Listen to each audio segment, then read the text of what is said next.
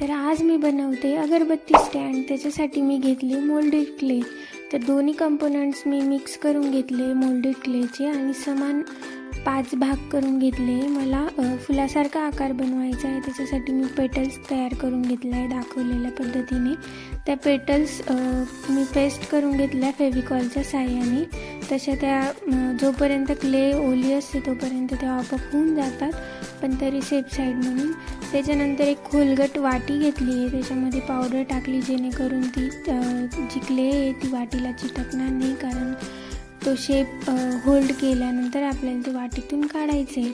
तर हे बघा इझिली वाटीतून निघालेलं आहे ते, कारण आपण पावडर टाकलेली होती.